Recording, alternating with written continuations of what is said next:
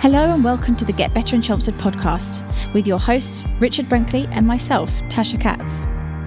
This is the podcast where we talk all about the no-nonsense side of marketing, where we champion Chelmsford-based businesses and entrepreneurs who are testing, learning and growing, and where we discover that the journey is often more exciting than the destination.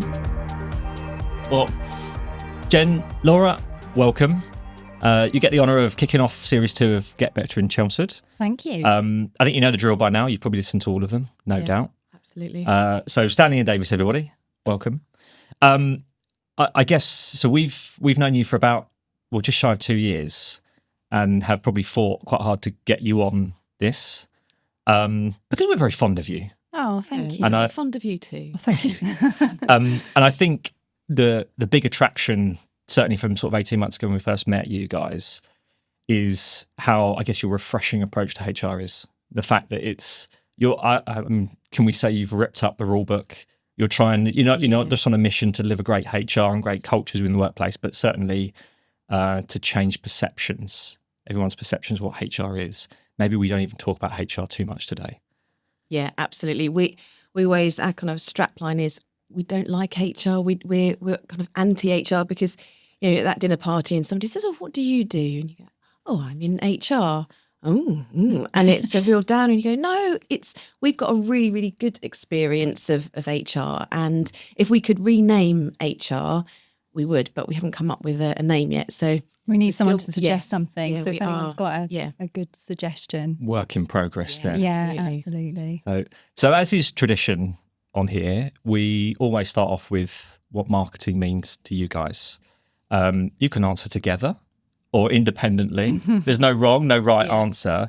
But I think it's possibly a little bit like HR in the sense, actually, marketing is it's what it means to you, right? We can create our own definitions of it, and sometimes people think they have to define it by the dictionary and so on. But you'd have delivered marketing for your businesses, you'd have built brands around you as individuals. So what does it mean?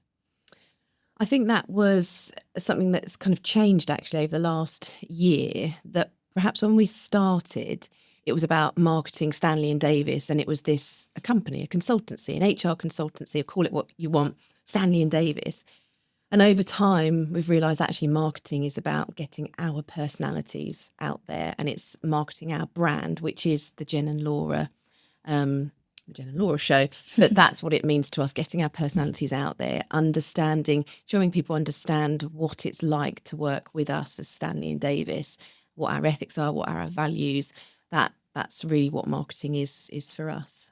So when we've done sort of stuff on kind of LinkedIn and social media, we've really tried over the last year, I think, to kind of show our differences and our personalities as well, because we work we're completely different people, and it works, but our values and the way that we approach HR and the kind of the people in companies is the same, but we just have it just works kind of together, doesn't it? So if your perception of marketing was that it was quite what you've described is maybe quite a formal view of it, we've got to be a corporate, we've got to be a business, we've got to go and do this. Yeah.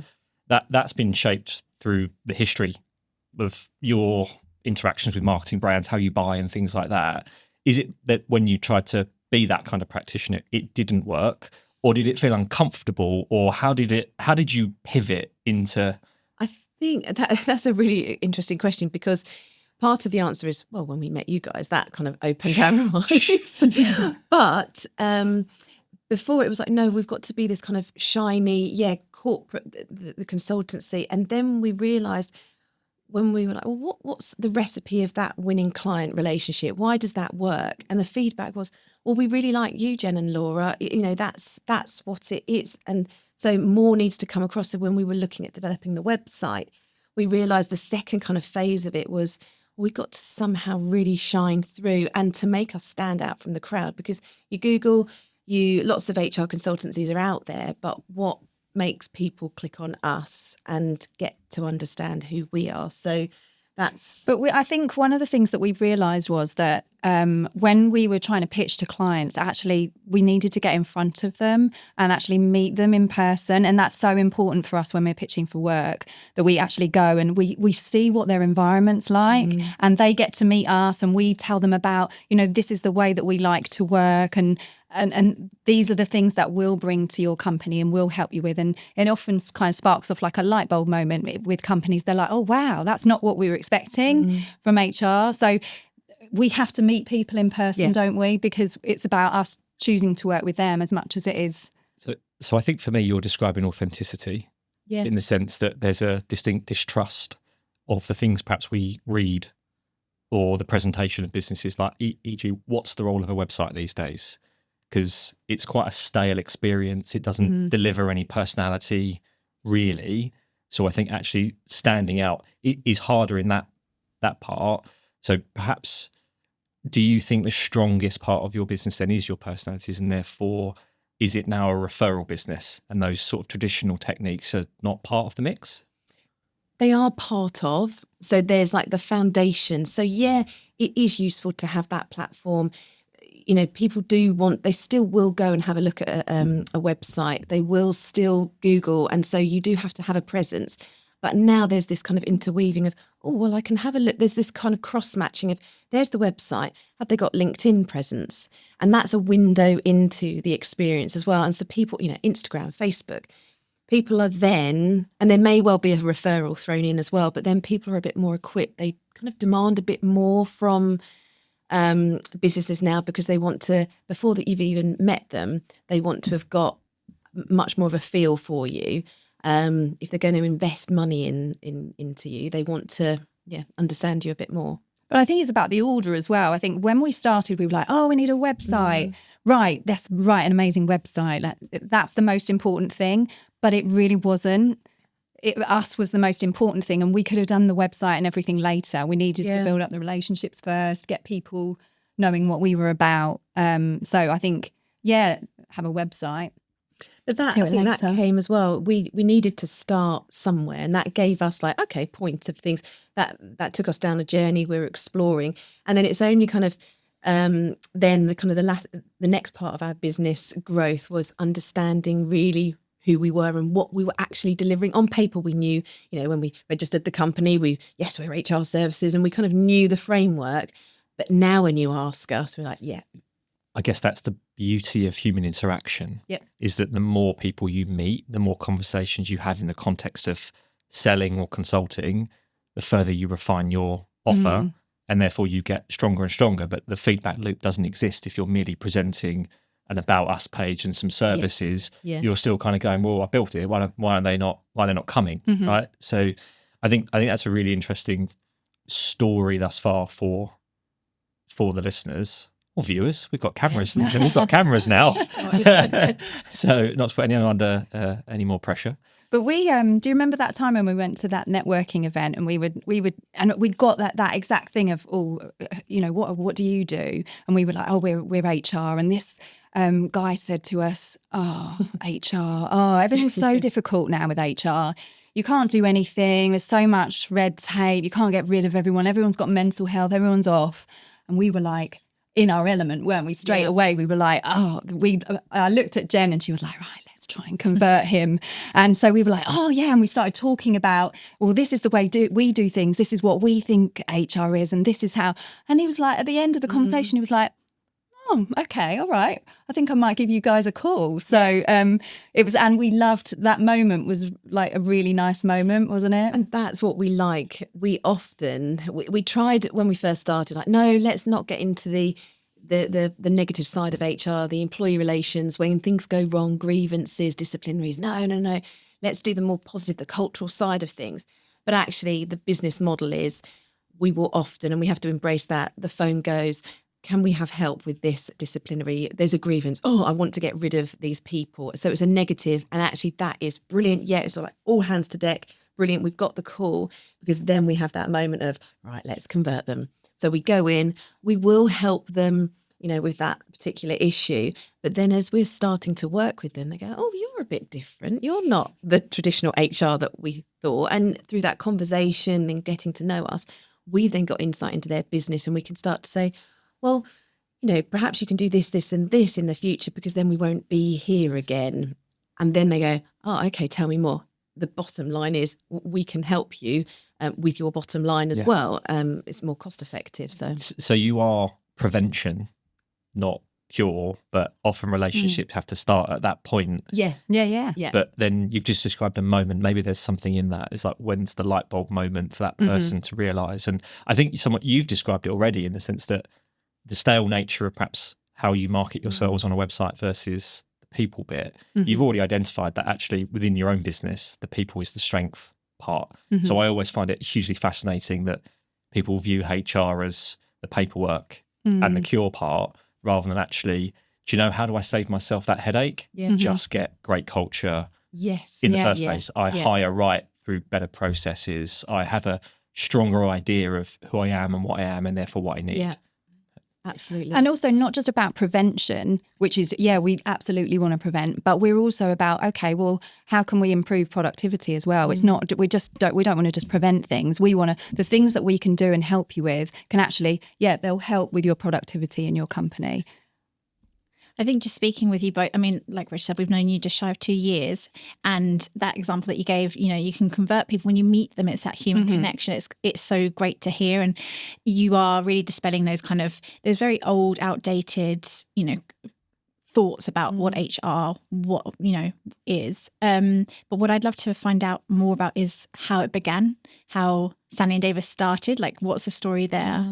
Well, that's the story, isn't it? So we started off as a job share, and I remember I applied for the other half of the job, and I remember exactly where I was on the 2nd of January, and I was scrolling through. I had my younger son, putting him to bed, scrolling in the dark, looking at new jobs, and applied. And then a couple of days later, his voice appeared at the other end of a phone, and it was Laura.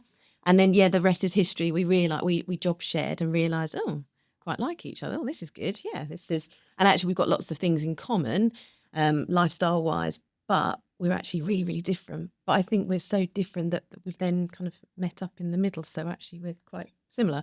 But that's where it blossomed, really. And our views and values on HR and how we interact with other human beings.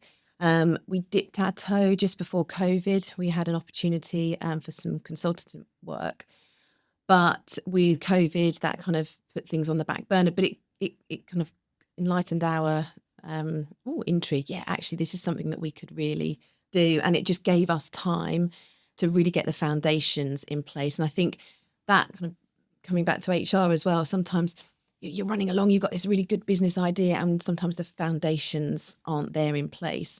And so we were able to have, a good time to put the foundations in. And then when the world started to wake up again, we were ready to grow. And I think when we started, I was always thinking about, what are the things I don't know, and what can't I do as part of this partnership? But actually, and comparing myself to Jen, and I think vice versa as well, maybe, hopefully. And then we were just like, we've kind of realised that actually, we've got such a broad range of skills between the two of us.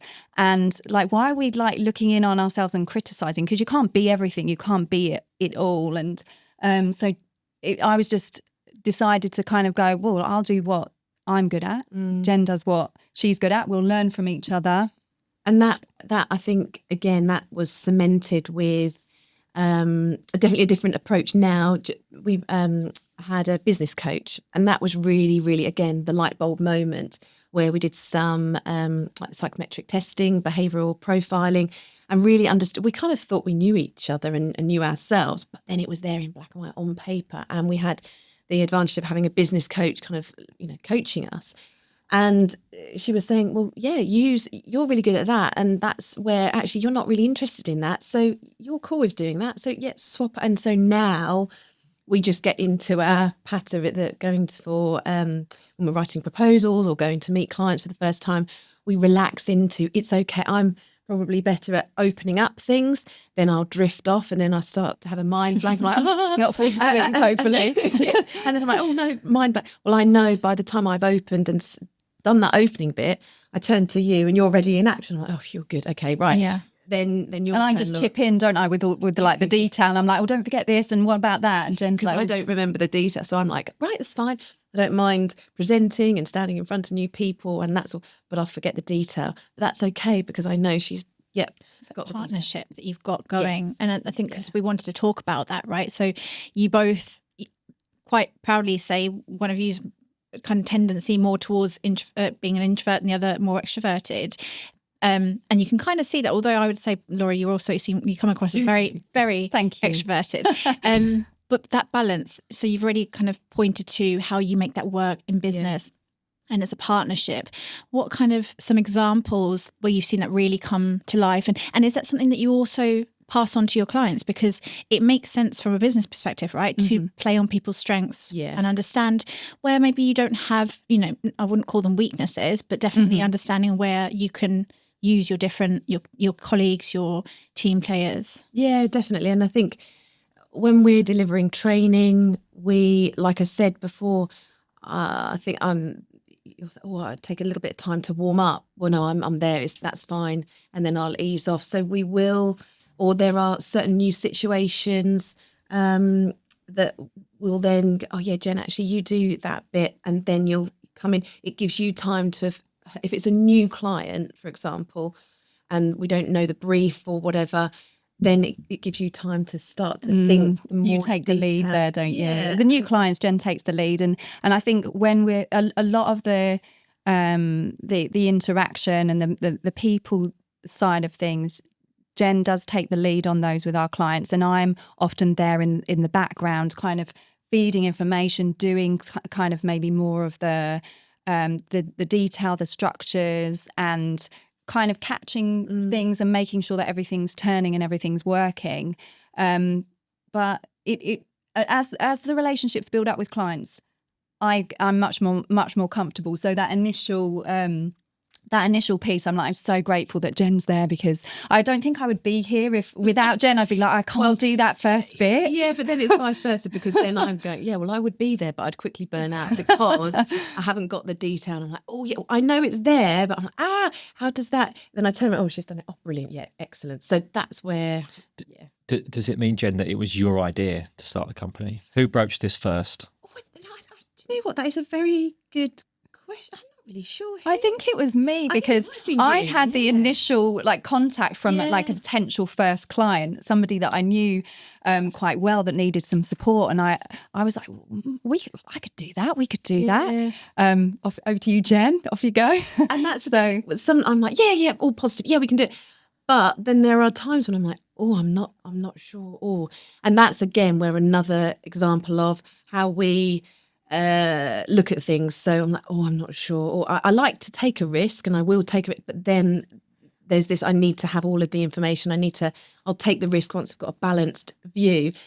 And then in comes me with the info. Yes, here you go. We can do it. Okay, let's go for it. So, and that, when we've got big decisions to make, I'm always really sure of, yes, we're going to make the right decision, because the way we think, there's eye contact. Now we just know what each other's going to think, perspective on things, but we'll come at things from a different viewpoint. But that's what makes it really good and well thought through. And when we're delivering training as well, I think it really, that side of things really shows up when we're delivering training, because Jen will start and we just tag team it so well. I think when we love training now, but without Jen, I didn't really like standing up in front of people and doing training. And there are times, that where we're delivering training individually still, I really have to get my energy levels ready for the times when I'm doing it without her. I'm really missing my sidekick. And much more preparation needed to happen. I think so. You've both maybe described that you couldn't do it without each other. And I think one of the challenges of running small businesses is it feels lonely. But I guess that's really not the case then, is it? Yes, and that's absolutely, I definitely wouldn't be. I get my energy. So although an extrovert, I like my downtime. I need to re-energize, and that's sometimes just quiet time. But I get energy from other people. I like to be around and talk about things. And yeah, if I didn't have, But I'm like the opposite of that. I like quiet time working at home on my own. When we've got something to do, Jen's like, oh, let's have a meeting, let's talk about it. And I'm like, oh, God, I just need a couple of hours actually to think about it, structure something. I'm ready to talk to you later. And we kind of know that now. Jen wants to talk it out. I want quiet time to sort it out. And because it's different at the moment. Like we'll end a meeting and on Teams, I go, right, I'm not going to call her. I'm not going to call. And I sit there and I think, right, I'm going to leave. I'm going to, and then she calls me now straight. Because I know she needs me. Well, I was going to give you half an hour actually. So we progressed. And so you are describing quite a utopian relationship, and no doubt when you're burnt out a little bit from a high energy day, or as a more introverted character, you're burnt out from trying to be someone you're not all day. Yeah. So conflict must arise at some point. Although, how do we deal with difficult decisions or things when we don't necessarily agree? Yeah, well, that we have different opinions sometimes on the way we're going to do things. I don't think we've ever fallen out. We just understand. Okay, it's not the if you've got a different perspective from me, it's not well. That's not wrong. It's just that, and I now know that's a really well considered. I've got to stop and consider that approach. So then we kind of meet in the middle. So. Yeah, I don't think there's any. But I think we're quite comfortable being very honest with the way that we feel as well. Yeah. And I think we're also very reflective. So we might have different opinions, but I'll listen to Jen, what's her side of things. And then I'll have some quiet time to think about what she said. And then we'll kind of come together and, make a joint decision on it. But we've never had, there's no big fallings out. Given your understanding of each other and the empathy that you've just shown in that answer, do you think that makes you better? And I'm going to apologies for labelling you as better HR consultants because you are able to act in the ways that you're asking clients, and you're not going, well, I know you should, reading out the book, you should behave like this. We go off and fight. Yeah, absolutely. And that's the big, I think even, I don't like to think about it, but, life before Laura, when I was in the corporate world of HR, those lonely days. I remember taking on my first HR role and somebody said, well, you're in the white ivory towers of HR, and that was like a dagger to the heart. I'm like, what? That was absolutely not what I had intended. But that stuck with me, and I thought, my goodness, I do not ever want that thought. When I'm running a team, when I'm part of a team, I don't ever want to be thought of HR as being in the ivory white tower. No, if I'm working in a business, I've got to be part of the business. As HR, we need to understand the intrinsics of that business, how it all works, and how I contribute to that bottom line as well. So as an HR practitioner, it's not there to kind of hit people over the head with the rule book. It's about empowering and understanding what you're trying to achieve. And so we go in, we work with the MDs, we work with the people managers. What are you trying to achieve? Hopefully, we are quite people-orientated people. And so sometimes we found, people, not everyone is a people person, and that empathy side isn't perhaps there as a natural thing. So that's our role to bring that human side of things and that consideration for the human side of a business. Because if you don't look after your staff and the humans in your team, then you don't have a business. So that's and one of the things I think we're all individuals, we are all different, and that's one of the pieces of advice we always give to managers. Your style needs to change, and depending on who you're working with, and you need to, as much as you can, really get to know the people that you're working with and understand them, like what makes them work, how will they work best, because one formula is completely different to a formula for somebody else. Yeah. I mean, Rich brought up conflict, kind of managing points of differences between you both when you're both working on your business together. But when it comes to client relationships, how have you kind of navigated those? Because you must come across some people where, especially if they're like larger corporate companies where the culture is very much embedded and you're trying to change quite significantly certain processes and culture and management. How do you manage that? Rub our hands together and go, yes, we love that. It's like, yeah, brilliant. If it's, I've got a few thoughts in my head about, certain clients, like, oh yes, yeah, they've always done it that way, that they're not going to change, cue us. And then we, it's highlighting what we've done in the past and kind of showcasing that. but also understanding, well, what are you trying to achieve? Just because you've got these HR processes in place because someone 20 years ago told you that that's the way you had to do it. Do you really want to do it like that? And so sometimes there is a bit of a conflict initially, but that's how, because Laura and I know each other really well and know ourselves through working with a business coach, by our profiling, we then know how to get the best or change, what's the word, not change people's minds, but by being quite persuasive with our clients as well, to show them how actually doing it this way, and then they will change and understand things. So yes, there sometimes is that conflict initially, but I don't like conflict, so I work my absolute. If I get a whiff of conflict, then I'm there trying to kind of calm that down. And Have you ever walked away or wanted to walk away and go, like, actually that's just too far gone, we can't, no expert in the world can fix that, that's just not right? Yeah, and that's a massive learn for us as well, that I think Laura said it to begin with. We love to be able to go in and meet people, really showcase our values, ethics of HR, and that's our sales pitch. But also we like to go and meet and get an understanding of the environment, the physical environment, looking at a business as a whole, and seeing the kind of fundamentals and the workings of a business.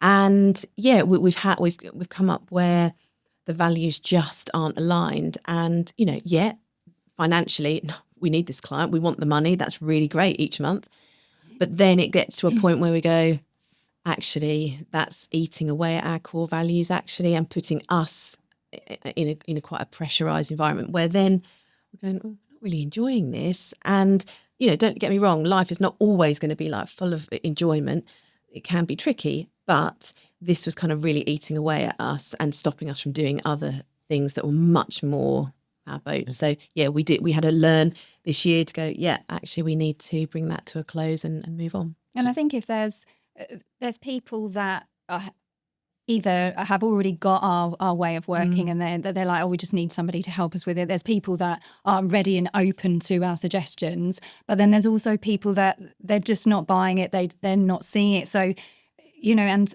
I'm not to say that those businesses are wrong, they might be making a lot of money and doing very well, but they're not getting what they want. If they're not going to get what they need out of us, and we're not getting what we need either, because we need to feel like we're achieving and making a difference. And if we're not, if we're just doing the old school kind of telling off kind of HR shut in a room type stuff, then that's not for us.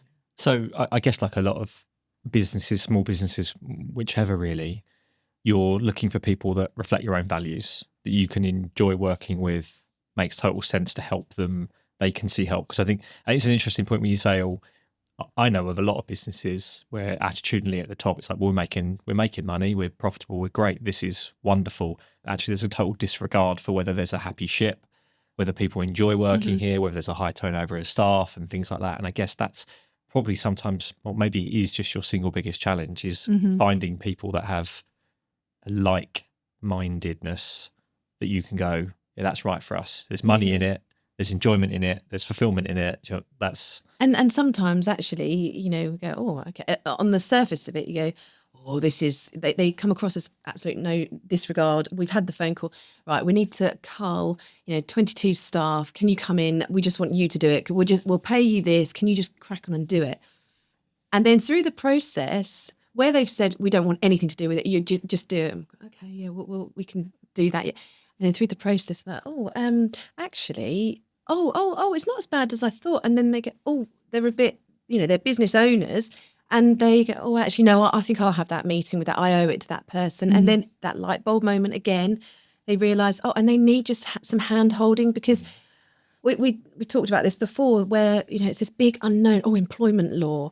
Well, yeah, we are the experts in it, but actually it's not the big scary thing to worry about. You're not going to need to pull on employment law if you're, being nice to somebody and caring. So, we often find that them people, they want to. We like to be there in the background almost as we want to be there in the background almost as the unknown. We can be there if you want, just supporting you, holding your hand. People don't even need to to know that we're kind of coaching you through how to hold that meeting, how to run it. But as a manager, you'll get so much more respect from your employees when you're the person driving those meetings rather than off you go at HR, you do this one for us. And it's not just about the people that you have in the meetings with as well. It's about, like with that redundancy situation, it's the perception of the people that are left as well.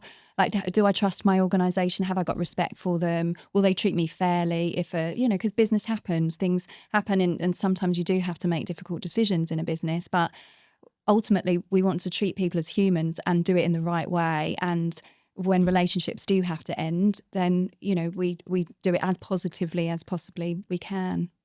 I think that's such a nice way to round off the conversation, actually. It all comes back to that point of bringing the human touch back to HR. And I think the biggest challenge really is trying to find the replacement name for HR and taking HR consultants out of that white ivory tower. It's about connecting with the businesses. Yeah. It's about connecting with the people. And just speaking with you both, it's quite clear how you guys do that job really well. Where can our listeners viewers as well, find you? And have you got anything coming up? Any exciting news? So the website, www.stanleyanddavis.co.uk, and it's Davis without an E. Website, and then our LinkedIn, we've got profiles, Jennifer Stanley and Laura Davis, and then we've got Stanley and Davis page as well. Lots of activities going on at the moment on there, because we've just launched, in line with the new legislation that's come out, working with businesses for a sexual harassment package. And we called it Beyond Compliance, which, again, in the theme of us, yes, you can stick a policy in. Yeah, great, you can buy that from us. Policy, risk assessment. What else have we got? Policy, risk assessment. Then there's the training. Training. You can buy that, job done. But actually what we're saying is no, embed that, understand that it's really valuable to bed that in and look at the wider culture as well. So there's that bit. So we're giving some time with us as well. So if you buy that package, you get some time with us as well to run through it and talk about how do we, really treat this bit of legislation seriously, and embed it into the organisation. But the bigger bit, which we're really excited about, is kicking off at the end of March. We've got 6 sessions of, we call it the Reimagine series, and each session is going to be based at Chelmsford Golf Club, and it will be exploring, I don't want to say blue sky thinking, but kind of the theory around leadership, culture, all the big big thoughts around certain people topics. So behaviour, what makes people tick, motivation, all of that. But as a manager, you also then need to know when it does go wrong, how do I run a disciplinary? What are the processes? How do I do that? What letter do I need to send out? What's the wording? All of that. So it's going to be a real kind of practical, let's look at the human touch side of things, but also then bring it down and go, well, actually, what are the processes that we need to look at as well? The performance management, and then looking at when performance perhaps doesn't work quite so well. And I think whilst it's all about the topics, the compliance and not getting yourself in trouble, I guess my view to anyone listening, watching, is that to give you guys just the opportunity to talk. So come along, listen, because you might just find yourself slightly inspired by you guys. I think that was probably the one thing that struck me the most, is how you talk about it and how you inspire your minds to think differently. I think in the first place, it probably helps that we're quite like-minded. Our business is very similar. I would imagine if you came in and did anything detailed, you'd be like, yeah, this is the kind of organisation we'd like to work more with and see. So I think that helps, right? But having met you 18 months ago, nearly 2 years ago, listen to you speak now, it's very inspiring. And I think if you can make HR slightly interesting and energetic, I would challenge anyone to come along that's got a closed mindset, growth mindset, whatever that might be, and just hear you out for 5 minutes. Yeah. It's been really lovely chatting with you both. Challenge for us is to think of the new name for HR. Yeah, absolutely. So if anybody has ideas, please let us know. But thank you both so much for coming in. It's been lovely chatting with you, and thank you very much. Thanks a lot. Thank you. You've been listening to the Get Better in Chelmsford podcast with your hosts Richard Brinkley and Tasha Katz. If you enjoyed this episode, please be sure to like and subscribe. And remember, you can tune into the full series wherever you listen to your podcasts. Thanks for listening.